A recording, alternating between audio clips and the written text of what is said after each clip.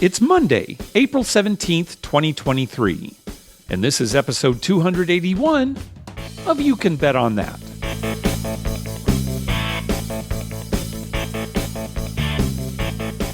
Hi, everybody. Welcome to You Can Bet on That, a podcast for the recreational gambler.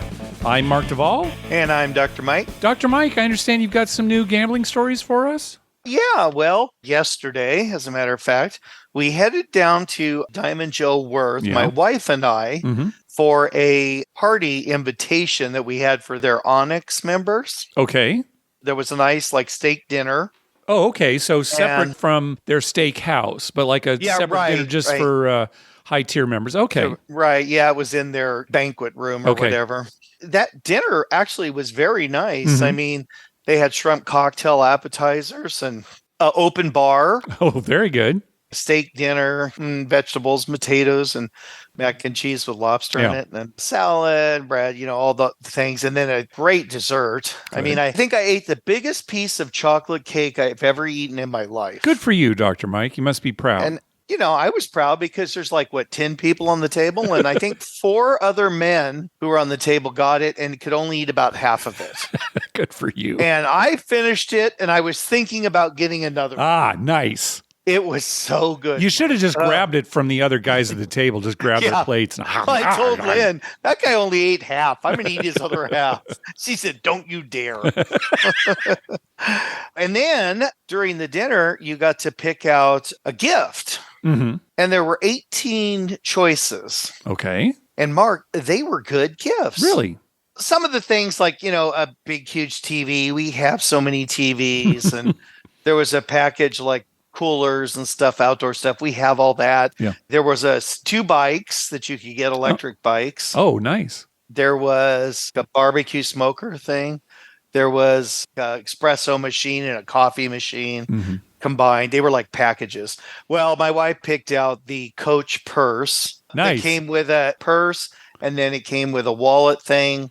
And it came with a bottle of their perfume and a watch. Oh, nice. Okay, great. Yeah, and so my wife looked it all up. Retail value, it was like $1,100 for all 4 items. Those are good gifts. That's a little bit better than the taco holders that we got at Harrah's a while back. Yeah. I know. Well, I was thinking even when Caesars has a 7-star thing, the gift's usually $100. Yeah. Something that's worth this is $1,100 gift, which to go along with the $900 in free play I got, that's a $2,000 here you go thing. Oh, very good. And then, of course, we stayed overnight because, we're going to think, we're going to go to the dinner and stuff. We're not going to feel like driving home. Right.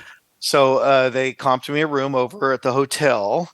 Now, it was the Holiday Inn Express across the street. Okay. Across the street there, because the other one, I guess, was full up. Okay. Because I waited a little bit before I decided I was going to go. Well, it's the first time you've stayed there, right? I mean, how does that compare to the one that's attached? I think it's better than the one it seemed like attached. It looked like it was when we were there. Yeah. Okay, good. It was nice. I mean, the room we had on the 3rd floor, there were 2 queen beds, and then there was a couch that I checked, pulled out into a bed too.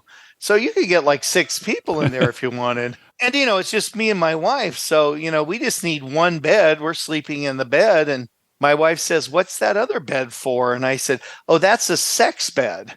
So that's just smart. For sex. That is smart to have a separate one. Yeah, you sleep in your bed, and then the other bed's for sex. You can mess it up, do whatever you want. That's good hoteling is what that is. That's good hoteling. They should advertise that more, really. Not specific, just, you're going to need 2 beds. And here, get this. At the check-in desk, the lady checking people in was selling Girl Scout cookies for her daughter. Good. So and you bought some, I assume. Came home with 10 boxes of Girl Scout That's good. I had already eaten 10 boxes from somebody here in town who was selling them. Now and I thought, oh, God, I'm not going to get any more. 10 more boxes, loaded up. And then, played craps the rest of the time. Due to a series of unfortunate events, I was not a winner. Oh, okay. A series of unfortunate events, like a lot of 7 outs. Yeah, things like that. Unfortunate events, Mark. Yeah, okay. There was a series of them. The usual gang of people who were there, a lot of the higher tier craps players. Yeah. And one of the guys who was there, Nick, and he's from Minneapolis, and he was there with his buddies. They were playing on my end of the table, and I heard him talking. He was telling them about this strategy that he saw on the internet. Uh-huh. Who puts crap strategies on the internet? Anyway, he said, there's a million of them, but this one seems not too bad. And what it was, he told them, okay, we put a bet on the don't pass on the come out. And then we put a come bet, and that goes up to whatever number. And then we put another come bet, and it goes to that number. And then we just sit back and wait. All right. Now, none of this is with odds or anything. That was my next question. Okay, yeah. Yeah, just 3 flat bets. Sure. And so he called that the fairy dust strategy. All right. Any reason? I think the reason was because they tried it a few times and got wiped out. The fairy dust, in other words, it doesn't really work. Right. Fairy dust theory is what he said. The funniest thing is at first he's telling them, yeah, the guy said you magically can make lots of money. So that was the whole thing. So if a point was made and they lost their don't, they just make another don't pass bet? Right. Okay, so the idea is just 1 don't pass bet, 2 come bets. Come bets. And that's it. Okay. Finally, I just said, well, I think what you're hoping for is an immediate 7 out. Because then you win your don't bet and you win your come bet, right? Yeah, right. So, you won 2 bets just like that. All right. Well, I can't see that becoming a particularly popular strategy with our listeners. But no. Folks, if you adopt the fairy dust strategy and you really enjoy it, let us know. Yeah. Well, eventually later as we're talking, I told him, well, the thing is to play whatever way you enjoy. Yeah. There's like 5 or 6 of them, right, who come together. And they're obviously good buddies because they're teasing each other, and, right. Making fun of each other and stuff. And I said, would you be betting this way if, say, you were here alone? Okay. And he said, yes. And I said, well, because I just figured if you're betting the don't and you're with the group, 6 guys, and they're teasing each other and having a good time, maybe drinking and talking, you can sit there while another person just rolls like 8 numbers, right? Just waiting for the 7 out. Mm-hmm. And so I said, yeah, then that might be fun, right? You're there with your buddies and you make a little money, you're gambling. But, if you were alone and you didn't have anybody, how fun would that be? He said he still does it like that. And one of the guys said, yeah, just watch the baseball game or the football game that's on the TV above the. Yeah. And I said, okay, that's fair, if you're entertained. And they said, well, what about you? I said, well, I just can't play that way because it's just boring to me. Yeah. I kind of understand where he's coming from now, and we're going to talk about this a little bit later on in the show, too. A big part of why we enjoy craps is the camaraderie, the crew, the other players, that kind of thing. Right. I can actually sit and play one of those cylinder games, too, by myself and still enjoy it. So, it depends on what you want out of the game. I enjoy the atmosphere, too, but I also kind of like just the mechanics of the game. Yeah. It just depends on your personality, right? And there was also another young couple there, and they didn't know how to play. And the wife said something, well, ask him, because she could obviously see I knew what I was doing. Uh-huh. They bought in for like $100. And I said, $10 on the line. And then, I got them to place a 6 and 8. And then I explained odds. So turns out after a while, they were putting 10 on the line with 10 odds. And then $12 6, $12 8. Okay, good. And for a while there, they were having pretty good luck because like 2 6s and 8 would come up, and a couple times points came up. Eventually, though, it kind of wore them down because they had $100. Sure, but I think that's a great strategy for new players. Yeah, that's a perfect strategy because then all you have to understand is, okay, we want to repeat the 5, 6, and 8. Yeah, right? If 5's your point. Yeah. Right. Right. But at one point, they were asking me about, other bets and stuff. And they'd only bought in for 100. I said, well, to be honest, on this table, $10 table, you got to buy in for at least $500 because 100 is not going to get you very far. Yeah. Unless you just do, like I said, just 6 and 8 or something, and even that can wind you down a few immediate outs. And, you're losing $24 a pop, 3 immediate outs, you're done. Yeah, that's true. Right. Yeah. So anyway, that was kind of the day. And then we ate at the, burger place this morning. They have a breakfast menu. Mm-hmm. And Mark, I got a breakfast burger. Yeah. Which consisted of 2 patties. I got the double one. Okay, two beef patties, ground beef patties. 2 beef patties. Mm-hmm. Yeah, they're huge. Okay. I don't know if you remember, but they're big patties there. All right. So that it's well over a half pound of meat. Okay. I think I see your mistake already. Continue. Yeah. And then 2 fried eggs on it. Which is 2 fried eggs. Yeah. And there's lettuce and tomato and the sauce. I got pepper jack cheese with bacon. Yeah. Too. It's this huge thing. And then Lynn got a cordon bleu chicken sandwich. Oh, that sounds good. Yeah. Oh, it was huge too. And then the guy said, "Oh, okay, you can get 2 entrees, 2 fries, and 2 drinks." Comped is what you're saying. Comped. Yeah. Well, I have $50 in food. Okay. And then my wife said, "Oh, well, let's get a milkshake too." He said, "Nope, you can't have a milkshake. You can, on the comp stuff, you can only have 2 entrees with fries and a drink. No shakes available on the comps." Yeah, no shakes available on comps. Okay. And I said, "Well, that only added up to like $27, $28. I just lose the other part of the 50?" And he said, "Well, yeah." And I said, "Why is that?" And he did kid, it's some young kitty. Sure. That's what corporate says. I said, "Okay, well, what can I get if I can't get a shake?" Or he said, "On the cordon bleu, you can get extra cheese. Okay. And on the breakfast burger, you can get extra patties if you want." So I said, "Okay, I'd like 5 more patties on my burger. And is it possible just to put them on the side?" He said, "Oh, yeah, we can do that." So I used almost most of my $50, and then I bought a milkshake. Okay. And this was breakfast? Well, it was breakfast like at 11 o'clock. I don't know, Mike. I think I'm understanding some of your health issues. Well, we had eaten a little breakfast at the hotel at like 6:30 a.m. or 7 a.m. Okay, so this is in addition to the breakfast that you already had in the morning. Yes. Mark, it's a Sunday brunch. Okay, like a brunch. That makes a little more sense, like a brunch. Yeah, it's a Sunday brunch in 2 stages. You know, there's a resting period there. Can I get some more patties? Well, of course, sir. This is brunch. So we ate that. I brought the 4 extra patties home and all of the Girl Scout cookies, and that will be what I'm going to be eating as soon as we're done here. Sounds great. Well, Mike, would you like to learn a new game? Okay. All right. It's not Sickbo, is No, it? You already know Sickbo, my friend. No, this. You know what's funny? Nobody at the casino, I made a reference to Sickbo. Nobody, the dealers, the pit, nobody knew what Nobody had even heard of it, huh? Nope, never even heard of it. All right. I pulled it up on my phone and showed them. Okay, so they're probably not going to be adding a Sickbo table anytime soon at Diamond Joe Worth. Probably not. All right. Well, this game is called 3 Dice Baccarat. It's from Galaxy Gaming, and it's basically Baccarat with dice instead of cards. And the way that it works is there is a dice cup with 3 dice inside, kind of like if you've ever seen a Pai Gow poker table that has the dice that you shake. Yeah.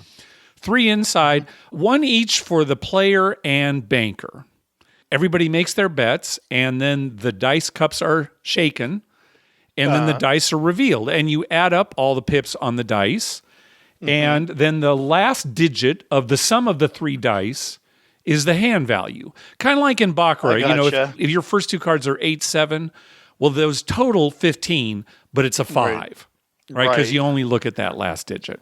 Again, the values are 0 through 9, just like in Baccarat, except instead of cards, you shake the dice. Now, keep in mind that in regular Baccarat, the player and the banker are both dealt 2 cards initially. And then there are a set of rules that determine whether or not the player and or banker will receive a 3rd card. And as a result of those rules, the banker has a slight edge in regular Baccarat. And so winning Baccarat hands are charged a commission. Again, because the banker has a slight edge. Well, in this version, you know, there's no 3rd card dealt or anything after that. You just shake the dice, and whatever comes up, that's the total. So with that in mind, there's no advantage to player or banker in this game. You're just, you know, shaking these dice. Right. So the way that the casino makes money, there's no commission, but any hand that results in a 3 beating a 0, that's a push for what normally would be the winning hand. So in other words, the 0 still loses, right? But the 3 is just a push. It's not a win. And it can go in either order. Banker beats player, player beats banker. Either way, it's a push. That's how the casino handles the house edge. I gotcha. So, I mean, that's basically the game. And then there are side bets, of course. Like there's a 35-1 side bet that you can bet on that there will be a 3 versus the 0, to kind of hedge that situation. And then there's some other bets there where you're betting on the dice coming up all the same, 3 of a kind, things like that. Typical side bets. Right. Sure. It's obviously not going to replace regular Baccarat, but the thing that might make it interesting is that the casino has the option of allowing players to shake the dice.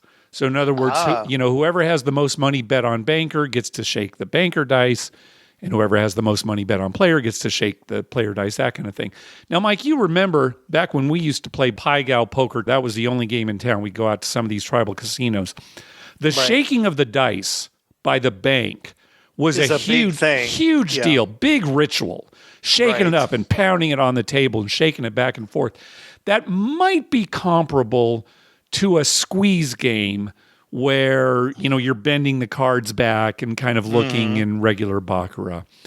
Who knows if it will catch on at all? This game might die very quickly, and it certainly won't replace regular Baccarat. But that part of it, the shaking and the ritual, might be why some players enjoy it. It is simpler than regular Baccarat. So there you go, 3 dice Baccarat. Okay, my analysis of this game is yes, it's going to be very popular. Okay. For these reasons, number 1, it's easier to figure out. Yes. Number 2, people love to shake those dice. Oh, man, do they? And there's always a ritual, some people wind their arm up and do this or that. Some people slam them 3 times and then open it up. I mean, everyone's got their ritual, right? Yeah, right. And it makes a lot of noise. So people come over and they're like, oh, what's this? They're interested in what's going on because it's loud. It's like a craps game. Yeah. Right? It's loud. I mean, it could be loud on every roll on a craps game. Blackjack, every once in a while somebody screams because they got a good hand and had a lot of money bet. But most of the time it's kind of quiet. Yes. Same with roulette. Most of the time it's kind of quiet. Yeah, unless there's a win. There's something big, there's nothing right. Even at a craps table, the cheers that you hear, those are just people. This is an example where the actual gameplay is generating sound. Sounds right. Yeah. So I think for those reasons, it would probably be popular. Side bets help because people love the side bets. Yep. And if the limits aren't too high. Yeah, that's another thing, right? If they keep it like, $10 or $15 or, well, maybe it'd be like 25, I don't know. Somewhere in that range. Oh, maybe even less than 25. Like you said, right? This would appeal to people. I'll tell you, even though I do enjoy playing the squeeze game Baccarat a little bit, I always have to refresh my memory on the rules as to when a third card comes out, right? Right, so, exactly. And in this, you don't have to worry about it all, right? It's just about shaking the dice. And, it's super. You don't even have to be a gambler. You just tell somebody, add up the dice. It's 18. Yeah. Just go with the last number. You got an 8, and 9 beats 8. 8 beats 7, right? So, I think this would catch on. All right. Wow. Stamp of approval from Dr. Mike. I'm a little surprised, but very pleased. Yeah, I think I'd like play this game. All right. Well, I don't think we'll see it in Biloxi, but boy, if we do, we'll definitely play a few hands. Here's one thing I wouldn't like. I don't like that to get a 9, which is the highest. Mm-hmm. You can't get into double digits on the dice. So you can't get a 19 is what you're saying. 18 is the most that you can get with 3 dice. Exactly. Right. So you're going to have to get a 9 by the dice adding up to 9. Yes, that's a good point. All the other not all the other combinations, because you can't get a 1 or a 2 or a 0 with 3 dice. But It's, that makes it quite a bit different than dealing out cards. But again, no advantage player or banker, so who cares? Right. Yeah, it really doesn't matter. But it's kind of like, oh, God, it's going to be hard to get a 9. 8s, I can get 18, I can get 8. Yeah. But same thing where 1. The only way I can get a 1 is having an 11. Yep. So that people might think that's a plus because They don't want a 1. Well, again, a plus. You're betting on player or banker, so it doesn't matter, right? Neither one has an advantage, but so who cares? The psychology of it. All right. Okay. The psychology of it. People will, they're just like, oh, if there were more ways to get 9, I could always win as a player or whatever, or a banker or whatever. Yeah. So anyway, I think it's going to go over well. All right. Very good. Well, keep an eye out for it, folks. 3 Dice Baccarat. Hey, thanks to everyone who's been clicking through our Amazon link. Remember, whenever you're going to buy something through Amazon, please go to our page first, youcanbetonthat.com, and click through our Amazon link towards the top of the page. All right, let's move on to some voicemails. First up is Bert. Good morning, Mark and Dr. Mike. It's Bert from Virginia again. Just want to give you 2 craps experiences I had recently to get your reaction to them. One, my wife and I were out at Harrah's in Atlantic City.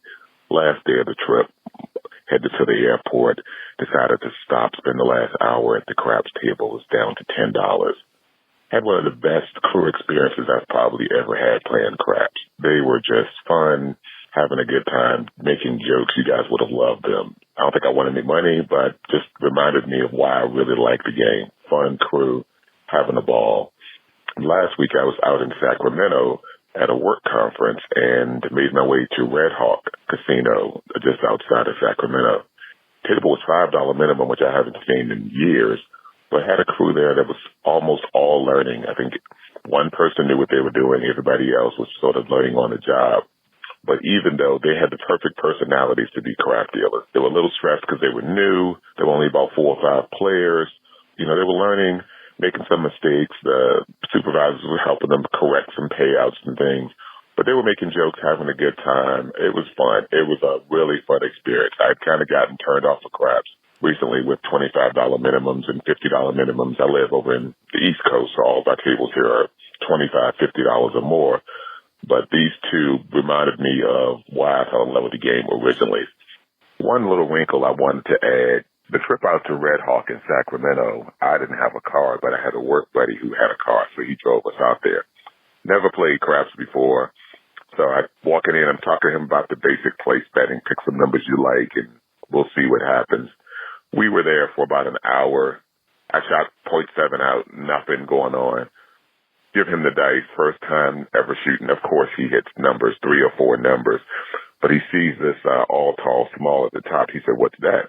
That seems like a good bet. I said, "If you think you can hit them all." So him and I decided to throw $5 on 2-1-2. And he proceeds to hit all but 1 number. Only thing he was left was the 2. And he probably rolled 3 threes in a row, but never got the 2. Next shooter comes up, didn't know who he was. He shoots, he hits all the small. So my buddy who never played craps before, within an hour went from making his first place bet to betting the all tall small. He was throwing some horn bets in there after I explained those to him. He did a bet for the dealer. It was awesome to teach someone the game, especially with a young crew that was still learning, so the game wasn't super fast. But it was funny to go from never betting before to hitting this small and realizing that $2 bet paid him a pretty nice amount of money. So just a little story about the game for you guys. Hope you guys are doing well. Hope to see you guys soon. Take care. All right, thanks. There you go. Virgin shooter, guaranteed to be a win. I just feel so sorry for him. I was thinking about that, Mike. You know how we kind of joke about, oh, sorry for your loss. That kind of became thing. Whenever you've got a new player who wins the first time they ever play, sorry for your win. Sorry for your win. Right? I mean, it's going to ruin your life. It's terrible. Oh, well, so much for your future. See you next week. I do like it, though, that he won. That's great. Well, Bert was talking about, good crews. Yeah, that is the most important thing to us when we're playing craps. There are other things that might get us to leave a table if it's too crowded, too slow, that kind of thing. Yeah. But it's all about the crews and the players. It helps to have good players, too. Even if you don't know people on the table, you just walk up, but everyone's interacting, talking, having a good time, making silly comments or, whatever. and the crew's good, you're in paradise, right? That's the best. I mean, that is when craps is the best. Yep. Yeah, when everyone's kind of in a bad mood or dull, or some guy's constantly getting into arguments with the dealers, or the dealers are in a bad mood or something, it's just no fun. No. And that's another thing I told the guys today at Diamond Joe Worth. Hey, I went to Dubuque last week. And, it was good. It was fine. And they have 20 times odds. And they had a few rules I really liked. But I just rather come here. They were kind of dull. Okay. They were okay. They were nice. They just weren't as friendly and as exciting as the people at Diamond Joe Worth. Do you think maybe it was because you were new to them? I guess a better question is, when the first time you went to Diamond Joe Worth and nobody really knew who you were, oh, no, they were nice. Just from the get-go. Yeah. Okay, yeah. From the get-go, they were nice, yeah. Okay. But, maybe at Diamond Joe Dubuque, they didn't really know me. There was only 2 or 3 of us on the table, so there wasn't a lot of chatter or anything. Yeah. But I could soften them up if I went enough. Yeah. Oh, yeah. Exactly. All right, well, as promised last episode, let's hear from our good friend Melanie. Well, hello, Mark. Hello, Dr. Mike. It is Melanie from Colorado. I gotta say, I kind of wanted to go, hello, Mike. Hello, Dr. Mark, just to hear Mark go, in his cartoon voice. I love that. Anyway, just got back from a fabulous trip to warm Las Vegas, escaped the snow of Colorado. El Cortez is where I stayed since they sent me some free rooms. I stayed at the King Suite in the Vintage area, which is accessible only by stairs. This was a gigantic room. Big bed, super comfortable. Also, couch, chairs, giant TV. Highly recommend. Bring your earplugs, those. Some loud music coming from somewhere, but oh man, highly recommend. I have big news. I hit my first all in the craps table. It was all tall, all small, make 'em all. I had ordered some food across the street at Eureka, came back to wait the 30 minutes. And when I went on a 45-minute roll. I didn't have a lot of money out there because of the high minimums. I won the guy next to me easily $800 to $1,000. He was the only guy that had $1 on the make 'em all, tall and small. Oh my gosh, what a thrill that was. I mean, so exciting.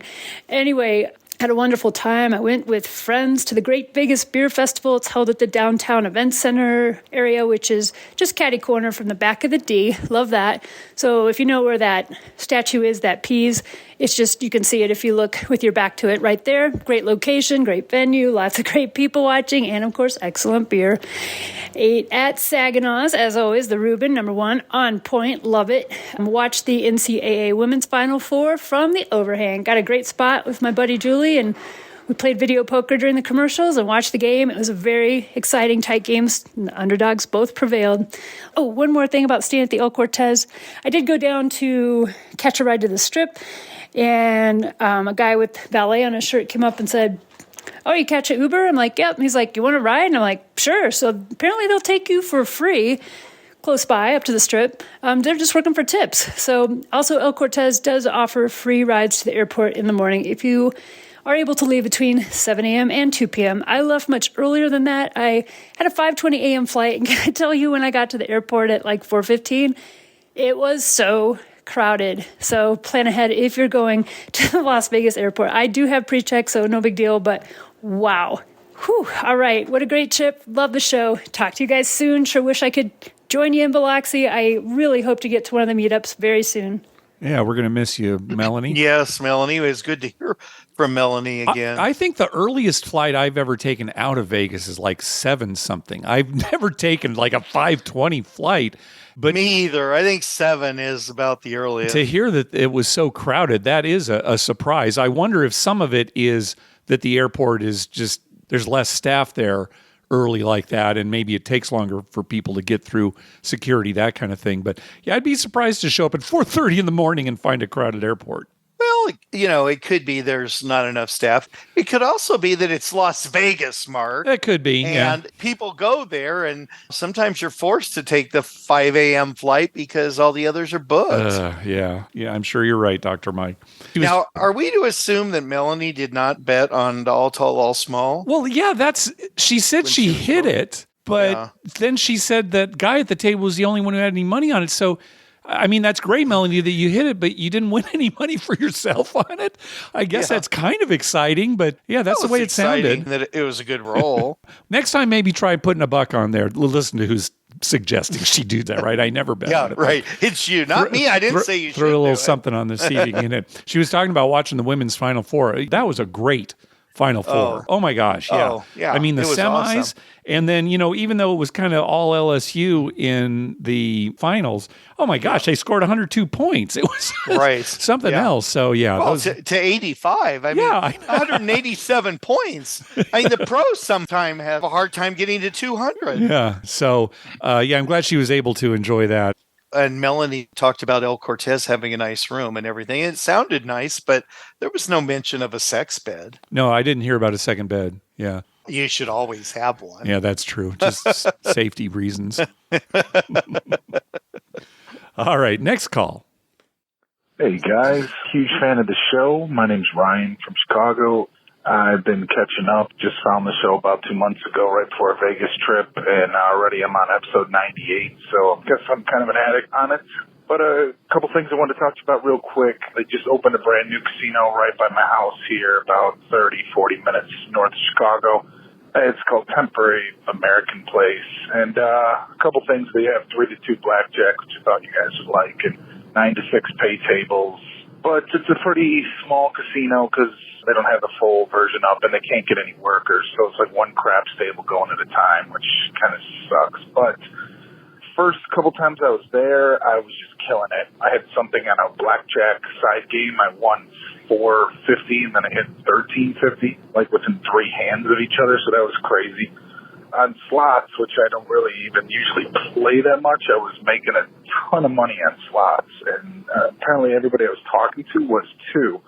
But the more I've gone back, obviously that's caught up and it's got colder. So what I was wondering is, do you think that when a place just opens, they set their slot machines for one level of pay and then they change it? Or maybe based on your player's card, like, okay, this guy's winning a lot, he doesn't need to win anymore. Is it possible that that comes into play at all? And then finally, going with a group of 5 guys to Kansas City later this month for the NFL draft. And we're all real excited about that, and we're looking up casinos that are there, and there's like 6 or 7 casinos.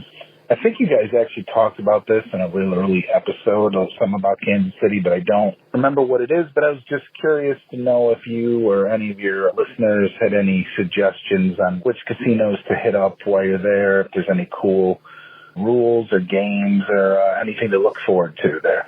Even sports betting, because I know my son, unfortunately, drops a whole lot of money on betting on the NFL draft. I was sad because I listened to 2 of the new episodes, just couldn't wait. And I've heard that Dr. Mike lives in Minnesota now and bummed to hear you guys aren't together. But Minnesota's a place that my family goes often, and we used to go like twice a year. Before we hit 21, we would go to Canterbury because you could gamble at 18. The last time I went was probably right before COVID. I brought my son up there because he wasn't even 21 yet, so he gambled. And we played Ultimate Hold'em, and I thought a cool thing that they had there, well, it was weird how you get these silver chips to play the side bet, and you could put them in. But what was cool is you could also bet for the dealer. So we had a hand in Ultimate Hold'em where quads came up on the board. So not only did we hit that once, but we hit it twice because we had both our hand and the dealer's hand.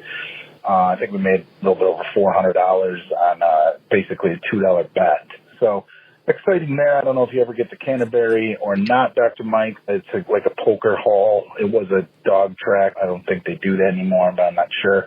But it's a pretty fun place. A lot better, I think, than Mystic Lake. But I don't know, maybe times have changed. But at any rate, again, just want to let you know how much I appreciate you guys. I do my own podcast. I know it's not easy work, and you guys have put together a great show for a long time now. So thanks. Have a great day. All right. Thanks, Ryan. All right. Thanks, Ryan. Mike, you talk about going to Diamond Joe in Iowa and Ho Chunk up in Wisconsin. Have you been to any of the Minnesota casinos? No, because, Mark, they don't have craps. Well, no, I understand. No, if I drive by one, I would stop and check it out. Are you close to one? Well, it's about 45 minutes, I believe, maybe, to get to one along the river there. I just, without craps, I'm like, I wouldn't go there just to walk through and say, oh, yeah, this is nice. Yeah. But yeah, I've heard of them all. Okay, and so people around here go up because they love playing slots. Okay, so you'll stop. Well, maybe we'll hear a Minnesota casino report from you if you happen to drive by one on your way somewhere else. Somewhere else. Stick your head in. I'll make an effort to go to one here. Okay. This summer for sure. All right. I was just thinking, Ryan, you're playing at a casino called Temporary. The Temporary is. Yeah. So maybe that's why they didn't have, they have a hard time getting people. I don't want to get a job there. It's going to close down. It's just Temporary. It's quite a name for a casino. I've never heard of anything quite like that. The Temporary. No. Yeah. Well, and then if you say The Temporary by American Place. You should say the whole thing. Yeah. Oh, where are you going to play? The Temporary by American Place? Oh, I like that. I don't like that name. Oh, God. They must be able to come up with a better name.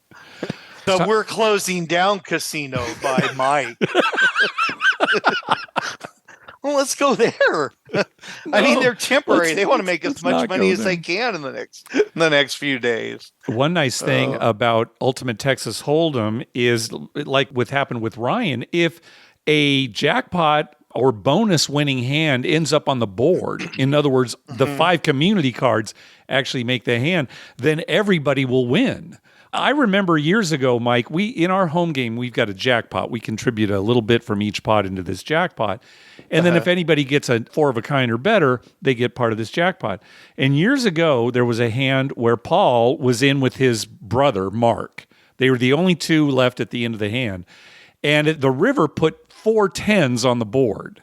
And I remember they both won jackpot because they both had 4 of a kind. Now, one of them probably had a better kicker to actually win the poker hand.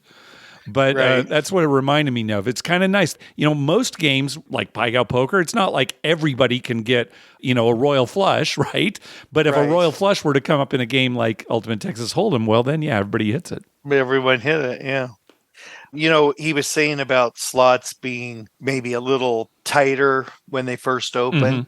I don't know. Well, I mean, not tighter, but actually looser when they first open. I would say that this is not that uncommon.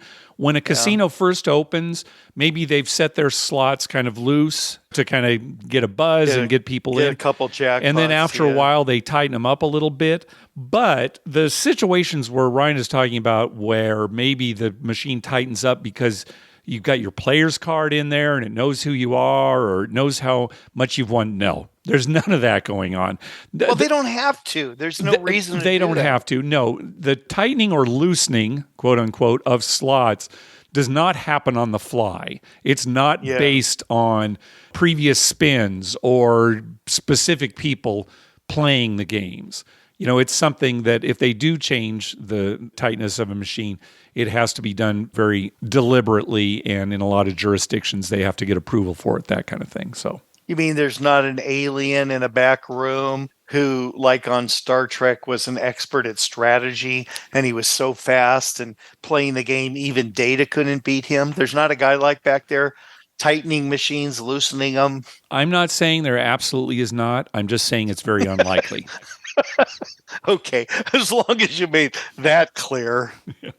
And then, Ryan, neither Mike nor I have been to any of the Kansas City casinos, so we can't really speak to him. I know your brother has, my brother do you has. have any? Remember, I think that's what he's talking about on that one. Right. I think the one that was Harrah's there, he didn't like as much. Okay. But any other information that you know? See, that's the thing is that I know your brother talked about it before, but I can't think of any specifics to pass along to Ryan. No, I'd have to talk to my brother again. He would know. Okay. Well, hopefully you'll have a good time, Ryan. I'm sure you will. NFL draft and friends and everything there. Well, so good try luck. them all. Yeah. I remember once I went to the NFL draft in San Diego to like the Chargers War Room. Where they invited season ticket holders to come and, watch. And Paul and I went down there and it's exciting, but. Well, how long ago was that? That was a long time ago. Because, Mark. I mean, the NFL draft is a much bigger deal than it was. In those days, I think when I went, they didn't even televise it. No, I remember. It was just we went to see who the Chargers were going to take. Right. I remember when ESPN first televised the draft. there was all this talk about, well, who's going to watch that? And this was before any NFL games were broadcast on ESPN. And ESPN was thinking, hey, we've got programming that has NFL in the title. We're going for it. And it turned out to be a smart move on their part. And now it's a whole deal. It's a big deal, right? It's on big prime time television, right? So, Well, and every casino has a come to here and watch the NFL draft and blah, blah, blah. There are a lot of sports bettors. Some people focus on the NBA and they know every single player in the NBA. Yeah. All their stats and stuff. And some people do that with baseball. Some people do that with football. And then there's people like me who I know most of the big name players, right? But I don't know who the third string offensive lineman is for the Kansas City Chiefs. Yeah. So I kind of look at it in a general way as to, which teams I think are good or which team might win today and stuff. And so that means that I'm going to do a lot of bets that are, say, the money line or with the point spread or over-unders, things like that. I'm not going to do too many prop bets where it's like, will so-and-so score this many points? Or because you really, really, really have to know the players. And the reason I bring this up, because down at Diamond Joe Worth, a lot of the dealers bet sports because, it's right there at the casino. Yeah. And I guess evidently they're allowed to bet there. Oh, that's good. Because it's through FanDuel. And one guy, Drew Crapstill, a real super nice guy, he bets a ton of NBA stuff, but it's all, will the number 10 player on the team score 4 points or, a lot of prop bets, and he parlays them. Mm-hmm. And I just find that interesting. He was talking about his son liking to bet sports. Yeah. All right. Next call. Hey, Mark and Dr. Mike. This is Jamp from Atlanta. Just calling to give a trip report from Biloxi. And man, it was a rough trip. I only left one table with more money than I started. We hit IP, the Nugget, Treasure Bay, which is a fantastic local casino I cannot recommend enough. We skipped Haraz because we could not agree more. After many trips there, we agreed it's one of the worst Caesar properties we've ever been to. Forgot to mention this was the boys' trip, third anniversary of our 40th birthdays with some buddies from college. I did want to mention, though, the Biloxi dealers have turned uber-friendly. In the past, it was very hit or miss, but this time, especially at the Hard Rock and Ocean View and Island View, the dealers made it a point to try and be nice to the craps players. We played all craps. It was tough, like I mentioned. Some 10, mostly $15 tables. The dealers were great. I just had to say a kudos to that. Stayed at the Bow. Their second time staying at the Bow. The new rooms are great. Definitely refurbished. It looks awesome. We didn't actually end up gambling there because we went all over the coast. We went all the way to Pascagoula. We went to the Hollywood Casino. Terrible. Got killed there. Love your show. Had to give a trip report. Had to definitely call out the dealers in Biloxi for being awesome. The tables were terrible. But we love the show. Look forward to giving you more trip reports. Next time, I'm going to be doing a karma donation to help me out a little bit. Thanks. Well, that's one of the reasons we're looking forward to going back to Biloxi, or you're going for the first time, Mike, is sort of the Southern hospitality. We definitely do see that in the casinos down there. So it's too bad that maybe he had some bad experiences previously, but good to hear that he's having some good ones now with some of the crews. Well, I'm going to reserve all judgment until I go. If I want to give Biloxi the stamp of approval, I will. All right. We'll hang on for your trip report, Dr. Mike. I'm going to give a very detailed trip report of Biloxi when we come back. Oh, thank you. Okay, good. Very, very detailed. Very detailed. I'm going to keep some very accurate notes. I'm going to have a lot of editing to do, is what you're saying. Yeah, you're going to have a lot. That's going to be the whole show, is me talking about what I did while I was in Biloxi. That's great. Then the whole show, after I get done cutting it up, it'll just be, yeah, we had a pretty good time. Thanks for listening. All right, next up is Anthony. Hey, Mark and Dr. Mike. Anthony from Missouri. Appreciate you guys answering my questions about some things to do for my group that's going to be doing a bachelor party. We are going to be going soon-ish, and I have a quick question about what to do with room charges We're going to have 3 rooms total. I'll be in one of them, and I am the person with the player's card. So I thought that we could just charge everything to my room, but I didn't know how messy that would get with things due to other people maybe charging items. So would it be possible that each person can charge things to the room that they're in, and then that still gets put to me? Or would it be best to just collect receipts from everyone and then put it on later? What is your guys' experience with that? I'm thinking in terms of comps for the future for me going. Hopefully that'll help with that. So any advice you have on that would be great if you have any. And thanks for the show, guys. Now, we'll tell you, Anthony, with something like this, keep it as simple as possible, because it's just going to be a headache for you if you try to coordinate, charge to my room. Make sure you don't charge to your room, or do that, and keeping track of what people owe you, that kind of thing. I don't think it's worth it. If you're talking about getting comps in the future, you're not going to get that many comps based on spending compared to the comps that you get for gambling. Go ahead and ask when you check in what's possible, what can be charged to what. But in the past, when I have tried to plan a trip, if I think about this too much and I try to coordinate, it has the opposite effect and it just gets too complicated. So that would be my advice. Yeah, I'd agree. You don't want to get it too complicated. But, depending on how much you're putting on the room, like let's say, 4 people, you all go to dinner.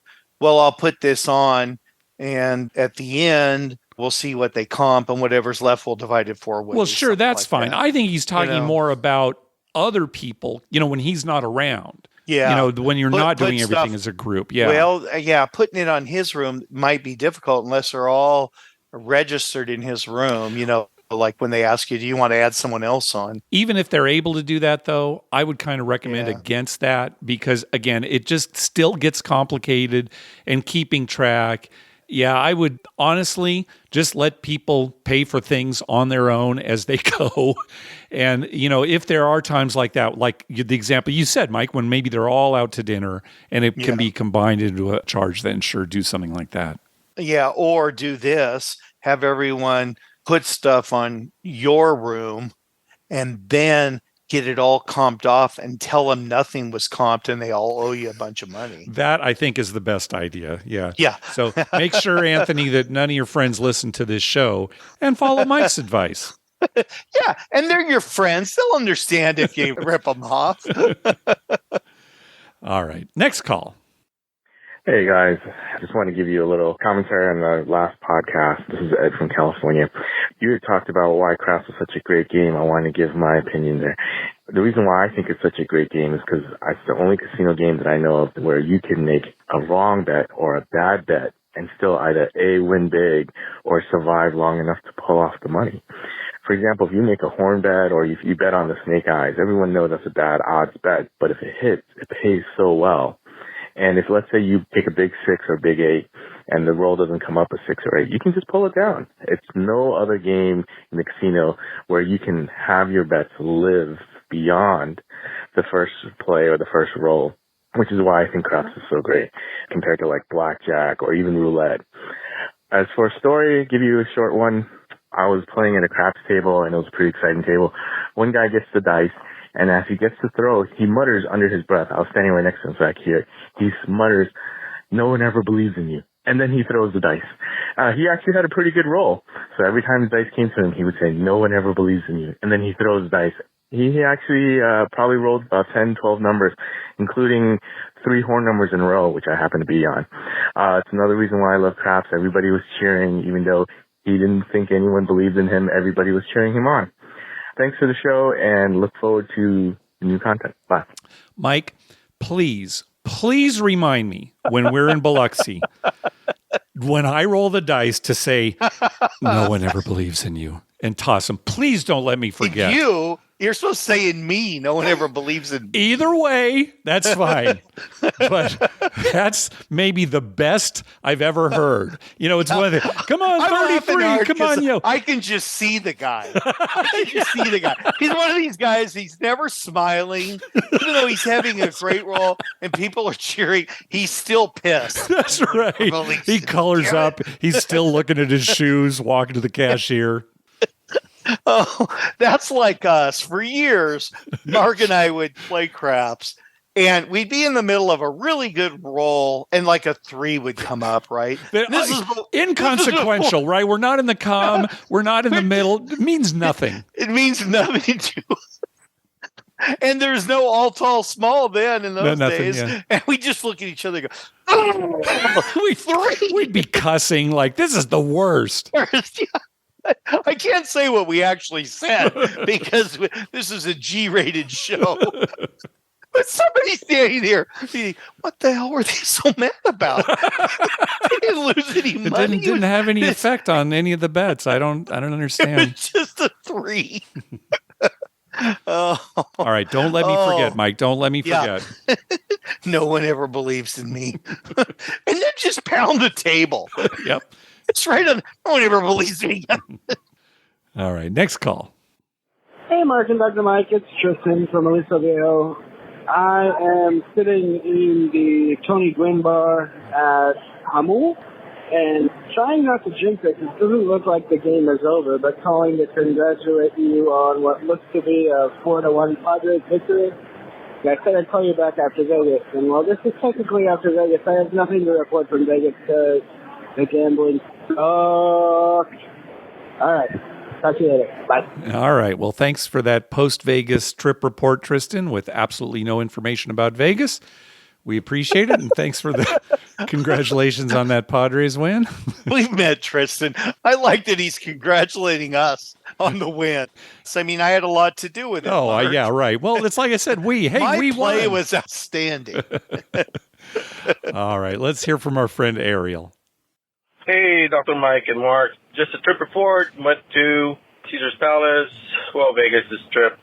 Saw Sting last Friday, so it was pretty cool. Easter weekend, you know. But just happy to say, I got a Royal Flush. I know you guys been trying to get it. I'm not sure if you got it yet, but I got a Royal Flush. It started out with King, Jack, Queen, and then it was one of those that you play 100 different games, and I hit it. I'll send you guys a photo. Anyways, just wanted to let you guys know that. It was a great trip, and all right, hopefully you guys are doing well. Take care. Bye-bye. Yeah, I don't know, Ariel. He sent us this picture, Mike. I forwarded it to you. Did you see it? Yeah, I saw it. So it's one of those 100 draw games, right? Yeah. So he hit a royal on one of the 100 hands.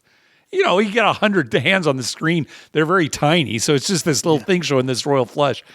I don't know. We've talked about, what counts. When does a royal flush count? And, you can go to two extremes. Any royal flush counts. All right, well, that one counts. I think I'm going to go back to it's got to be single line royal flush, regardless of denomination. If I ever play a multiple machine like that, which maybe I played one at some point, I don't even remember, and I get a royal flush, though, that's counting, Mark. All right. I got to take that. I got to take whatever I can get. Okay. All right. Well, since I agree Mike's going to have to take that, then Ariel, okay, yours counts as well. Congratulations. April Fool's Day went by and we didn't have an April Fool's podcast. I think we did our one April Fool's podcast. I don't think we need to do another. It would have been fun, though, to, have one and just talk about. We hit a royal. I went to the casino and I hit 2 royals back to back. Yeah. All right. Next call. Hi, guys. This is Kevin from Sacramento. I am 27 years old, but I've been gambling for about 17 years because I was that kid who would give their parents money in the casino and ask them to make bets for me. I'm going to Vegas in a couple of days, and I'm excited about that. My girlfriend is actually coaching, and she needs someone to help carry the bag, so if I have to help her, I guess you got to really help her, huh? I got an interesting story that happened to me in Vegas about a year ago.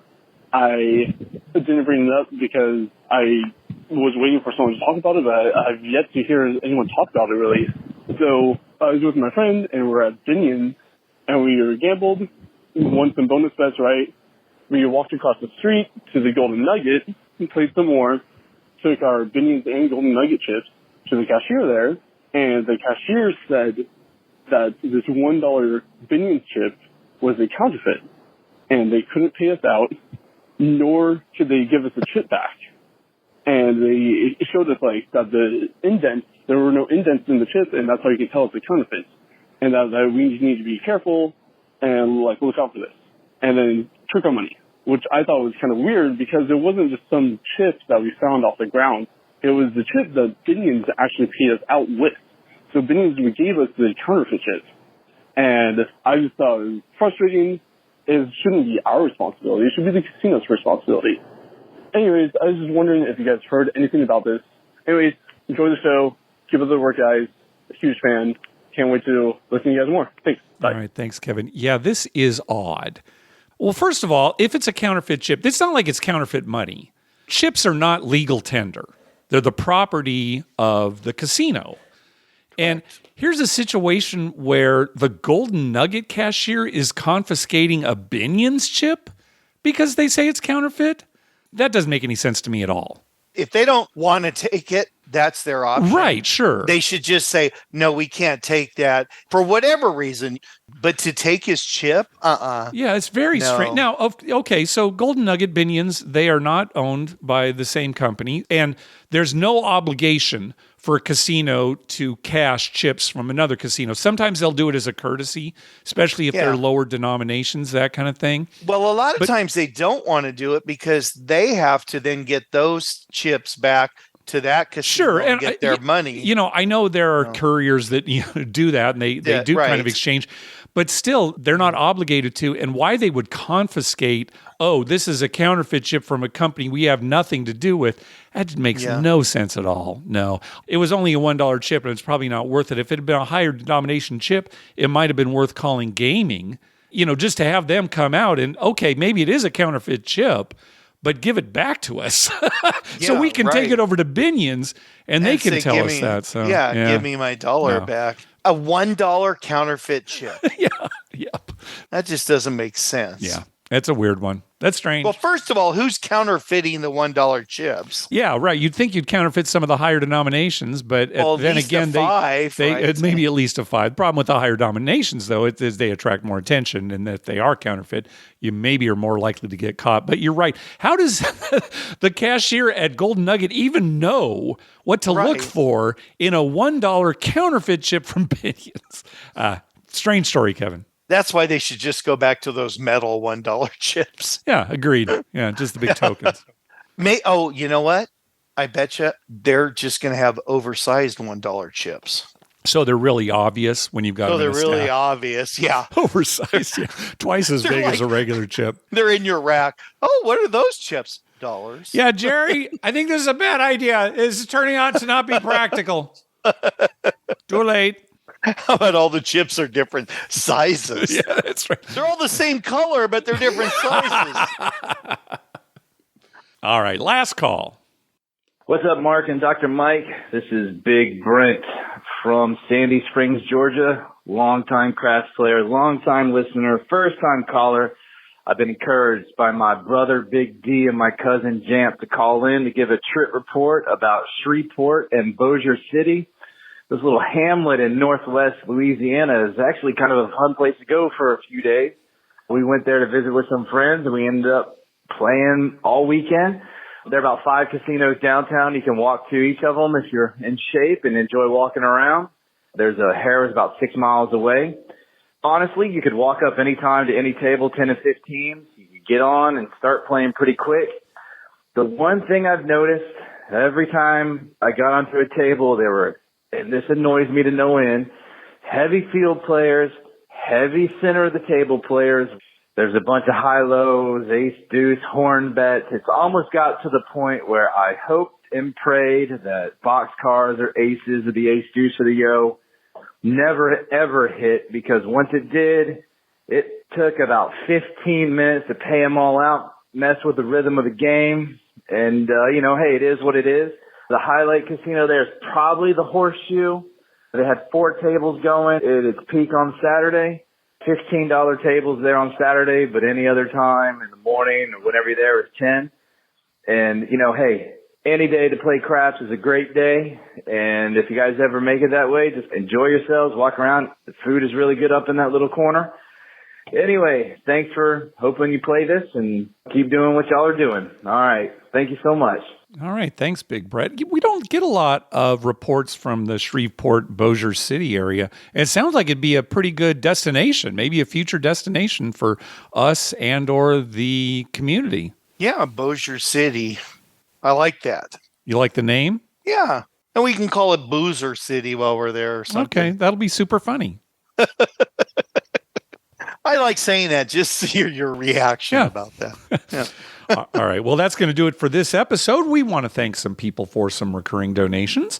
Robin from Anytime Gambling, Nathan, and Brian Dancer. Thank you very much for those recurring donations. We also got a donation from Brandon. My employer has been good to me, so I want to share with my buddies Mark and Dr. Mike. Thank you so much. Vegas Golden Knights for the Stanley Cup. Oh, well, there you go. Good luck, Brandon. Thank you, Brandon. And I'm glad to hear your employer is treating you well. That's always a good thing. That's always good. And a donation from our good friend Melanie. Thanks for always bringing a smile to my face, from the opening drum beat to Mark's storytelling and Dr. Mike's hilarious end-of-show remarks. Sure wish I could join you in Biloxi. Good luck and make 'em all, Melanie in Colorado. Well, thank you very much, Melanie. Hey, be sure to check out our TV listings showing all the gambling-related shows coming up within the next 2 weeks at youcanbetonthat.com/TV-listings, and our list of gambling-related movies at youcanbetonthat.com/movies.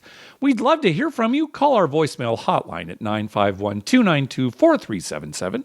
That's 9512-WAGERS. 9512-WAGERS. Or you can email us at youcanbetonThat@gmail.com.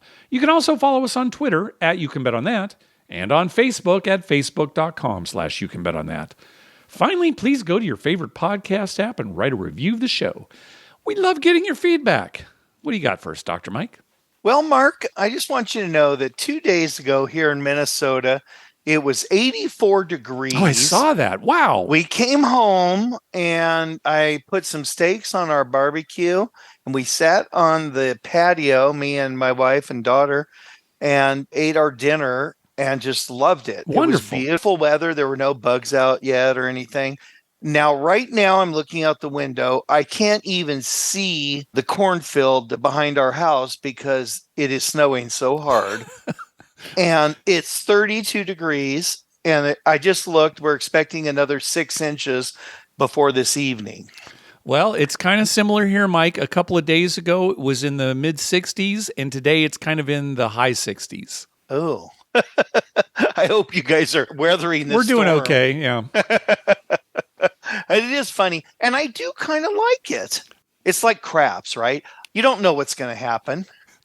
It's like craps. You know, of course it's like craps. Everything is like craps to you, Dr. Mike. I wake up in the morning, I don't know if it's snowing or, I mean, I thought spring was here. Now we're back to winter. I don't know. Well, Lynn always tells me there's only 2 seasons in Minnesota. There's winter and then there's road construction. That's good. I like that. Yeah, those are the 2 seasons in Minnesota.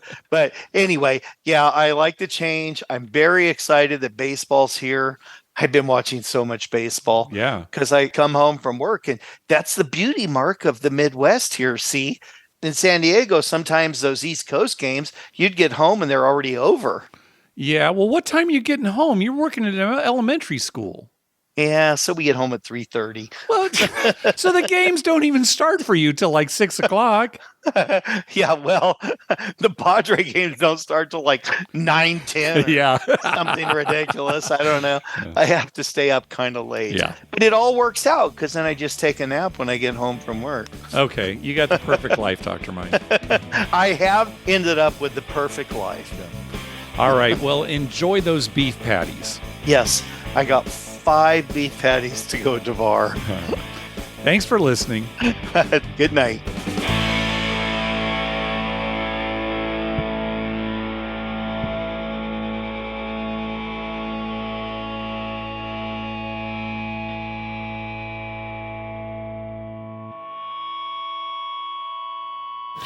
Oh, sweet mother, I love you, Dr. Mike.